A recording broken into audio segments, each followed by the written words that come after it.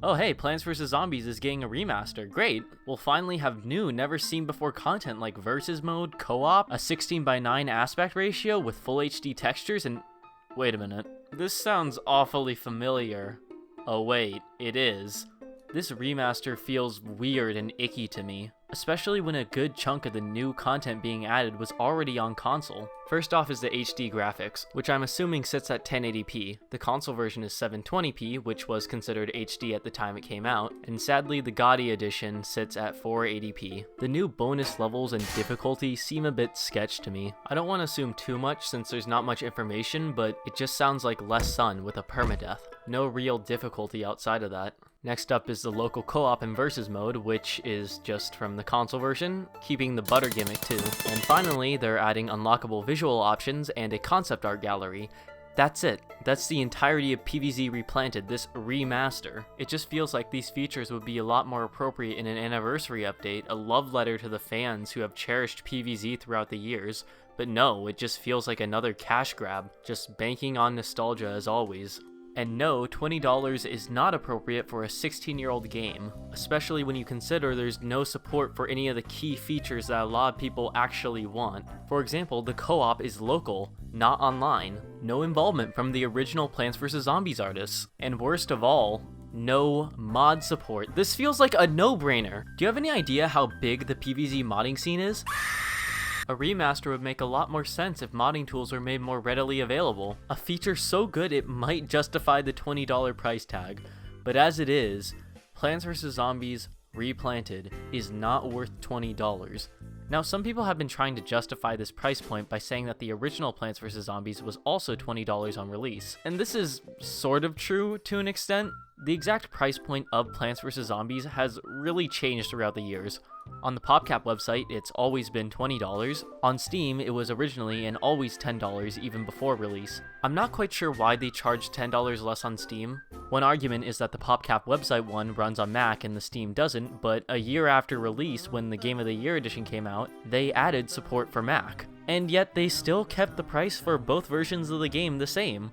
After the Game of the Year edition update came to Steam, 1 month later came the console port, which on Xbox was originally 1,200 Microsoft points, $15, but the boxed version did come to retail at $20. However, that was the physical version, and it included Peggle and Zuma complimentary. Then, on May 9th, all of the PopCap titles lowered from $10 to $5, including Plants vs. Zombies. However, the console version of the game did not decrease in price until around 2017. Early on in the year, it decreased from $15 to only $5, a price which has not changed since then. The point is, Plants vs. Zombies should not cost $20, especially since for the past 8 to 10 years this game has exclusively cost $5. $10 would be a lot more reasonable. I know I'm being negative with this video, but Plants vs. Zombies 2 has been stuck on mobile since release, and PvZ 3 is in development hell, so why now are we getting a remaster when these two games need more help than anything else? A paid, microtransaction-free version of Plants vs. Zombies 2 would do miles for the reputation of it. People have hated Plants vs. Zombies 2 since release, despite the microtransactions barely even affecting the main game. A paid re-release would fix these issues and bring a lot more attention to the game. So why are we doing this? Not to mention that Plants vs. Zombies 1 is more microtransaction heavy right now than Plants vs. Zombies 2 ever was. There are so many gameplay features locked behind coins, oppressive microtransactions, and most egregiously, 4 buttons on your screen during gameplay that, if pressed, will ask you to watch an ad.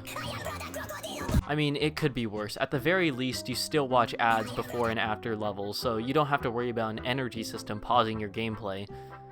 Oh wait, when did PvZ 2 become a gacha game? Remove arena, remove Penny's Pursuit, remove the energy bar, remove leveling, rearrange all of the paid plans to be obtainable through normal gameplay, make it paid, put it on Steam. This would be incredible, but they're not going to do this. You know what makes them the most amount of money at the end of the day? Banking on the nostalgia of older fans who loved and cherished the game. It's not surprising either. Plants vs. Zombies has always been beloved, and Plants vs. Zombies 2 has always been hated. And it's kind of funny too. People think that EA is going to ruin the game by adding microtransactions in the remaster, but they're not stupid. They won't add what made the sequel hated. Also, the game in general is just going to be good. Not because it's a good remaster or that it was needed, but it's just Plants vs. Zombies again, with content from the console version that should have been added to the original years ago. I can't say for sure whether or not the new content will be good or bad, but from the looks of it, it just seems lackluster.